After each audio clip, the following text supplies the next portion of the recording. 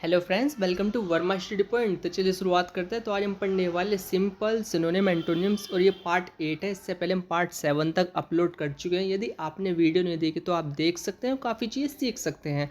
और इसी तरह हम काफ़ी चीज़ सीखते रहेंगे और आगे बढ़ते रहेंगे। तो चलिए शुरुआत करते हैं। और ये भी वीडियो काफ़ी अच्छी होने वाली है क्योंकि इसमें नए वर्ड्स हैं। इन वर्ड्स को आप डेली लाइफ में यूज़ कर सकते हैं, अपनी स्किल्स को बेटर कर सकते हैं, अपनी एजुकेशन में यूज़ कर सकते हैं। मतलब काफ़ी यूजेबल वर्ड है। तो चलिए शुरुआत करते हैं। सबसे पहला वर्ड हमारा टीज, जिसका मतलब होता है चिढ़ाना। किसी को चिढ़ाने के लिए हम टीज वर्ड यूज़ करते हैं। अब इसको एग्जाम्पल के साथ हम समझने वाले हैं। तो इसका एग्जाम्पल है, don't tease her about her wait.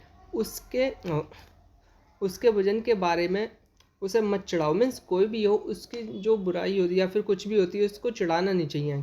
तो टीज वर्ड जो यूज़ किया जाता है वो चिढ़ाने के लिए यूज़ किया जाता है। इसके जगह हम ये भी वर्ड यूज़ कर सकते हैं जैसे हरास, टॉन्ट। किसे कहते हैं, किसी को टॉन्ट मारना, ताना मारना एक तरीके से। ये वर्ड इसी तरीके से यूज़ किया जाता है। और इसका जो एंटोनियम है वो कम्फर्ट, सूथ। ये इसका एंटोनियम है। नेक्स्ट वर्ड है हमारा प्रेफर। प्रेफर मीन्स पसंद करना। किसी की पसंद होती है तो उसके लिए प्रेफर वर्ड यूज़ किया जाता है। I prefer to drink tea instead of coffee in the morning. मैं सुबह कॉफ़ी की बजाय चाय पीना पसंद करता हूँ। ये एग्जाम्पल है इसका। और प्रेफर के लिए जो सिनोनिम है वो है फेवर और लाइक। ये इसका सिनोनिम है। और इसके लिए जो एंटोनिम है वो है डिसलाइक, रिजेक्ट। मीन्स किसी को रिजेक्ट करना। ये इसके लिए एंटोनिम यूज़ करते हैं प्रेफर के। नेक्स्ट वर्ड है हमारा फॉरगिव। फॉरगिव मीन्स क्षमा करना। किसी को क्षमा करने के लिए हम फॉरगिव वर्ड यूज़ करते हैं। It takes strength to forgive someone. किसी को माफ़ करने के लिए ताकत की ज़रूरत होती है। और फॉरगिव के लिए जो हम वर्ड यूज़ कर सकते हैं जैसे पार्डन, एक्सक्यूज़, ये वर्ड भी हम यूज़ कर सकते हैं। अब इसके एंटोनिम हो गया ब्लेम, एक्यूज़। ब्लेम किसी पर आरोप लगाना, किसी पर दोष लगाना। इसके लिए हम ये वर्ड यूज़ करते हैं। नेक्स्ट वर्ड है हमारा एडमिट। एडमिट मीन्स स्वीकार करना, मान लेना। ही admitted his mistake in front of anyone. उसने सबके सामने अपनी गलती स्वीकार कर ली। तो एडमिट में स्वीकार करना या मान लेना। अब इसके स्थान पर हम जो वर्ड यूज़ कर सकते हैं जैसे एक्नॉलेज, कन्फेस। एक्नॉलेज का मतलब ये होता है मान लेना, किसी चीज़ को कबूल लेना या स्वीकार कर लेना। एक्नॉलेज वर्ड काफ़ी यूज़ किया जाता है। और इसके जो एंटोनियम है एडमिट के लिए, एंटोनियम वर्ड है हमारा डिनाई और रिजेक्ट। डिनाई मीन्स इनकार करना, किसी चीज़ को मानना नहीं। नेक्स्ट है शाउट। शाउट जिसका मतलब होता है चिल्लाना। तो don't shout at your friend in anger. गुस्से में अपने दोस्त पर नहीं चिल्लाना नहीं। मीन्स कभी भी जब गुस्सा आता है तो हम किसी पे नॉर्मली चिल्ला देते हैं, शाउट कर देते हैं। हमें नहीं चिल्लाना चाहिए, हमें कंट्रोल करना चाहिए।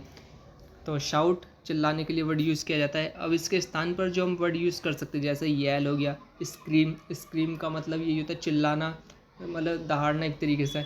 और इसके लिए जो एंटोनियम हम यूज़ करने वाले यानी अपोजिट वर्ड है विस्पर, मुरमुर।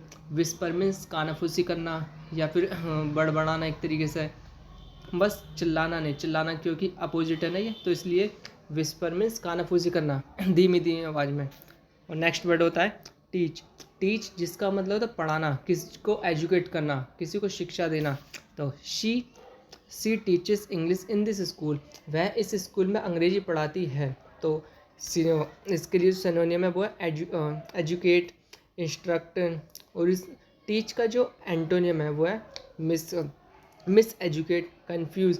किसी को गलत शिक्षा देना, किसी को कन्फ्यूज करना मीन्स शिक्षा नहीं देना बल्कि और उसके अपोजिट चीज़ों को सिखाना। इसका ये एंटोनिम है मिस एजुकेट, कन्फ्यूज़। अब नेक्स्ट वर्ड है हमारा ग्रो। ग्रो मीन्स बढ़ना। ये किस चीज़ को काफ़ी ग्रो करने के लिए हम ये वर्ड यूज़ करते हैं। और इसका एग्जांपल है children grow quickly during early years. बच्चे प्रारंभिक वर्षों में तेज़ी से बढ़ते हैं। मीन्स जो स्टार्टिंग एज होती है बच्चों की उसमें काफ़ी ग्रोथ होती है बच्चों की। तो ग्रो वर्ड इसलिए यूज किया जाता है।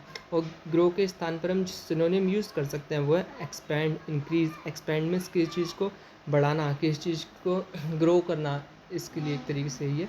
और इंक्रीज़ का मतलब यही होता है बढ़ाना, बढ़ना। और एंटोनिम है श्रंक, डिक्लाइन। श्रंक में सिकुड़ जाना। डिक्लाइन भी मतलब होता है मीन्स आगे ना बढ़ना एक तरीके से, और ज़्यादा ही पीछे की तरफ होना मतलब। नेक्स्ट वर्ड है वार्न। वार्न मीन्स चेतावनी देना। किस चीज़ को या किसी के बारे में चेतावनी देने के लिए हम वार्न वर्ड यूज़ करते हैं। और इसका एग्जांपल है the doctor warn him about the side effect. Doctor ने उन्हें दुष्प्रभावों के बारे में चेतावनी दी। तो वार्न मीन्स चेतावनी देने के लिए यूज़ किया जाता है। और इसके स्थान पर जो हम सिनोनिम यूज़ करते हैं जैसे अलर्ट, कॉशन। कॉशन वर्ड आपने देखा हो कई जगह यूज़ भी होता है, रेलवे वगैरह बस वगैरह में कॉशन लिखा होता है जिसका मतलब है सावधानी, एक तरीके चेतावनी। और अलर्ट भी होता है वर्ड। और एंटोनिमस का मिसलीड, हाइड। मिसलीड मीन्स गुमराह करना, हाइड छिपाना। तो इसी तरीके से ये वर्ड यूज़ किए जाते हैं। मुझे उम्मीद है आपने नई चीज़ सीखी होगी। उसी तरह चीज़ों को सीखते रहिए, आगे बढ़ते रहिए, क्योंकि आगे बढ़ना काफ़ी ज़रूरी है। काफ़ी चीज़ें एडवांस हो चुकी है। तो चलिए, थैंक्स फॉर वॉचिंग।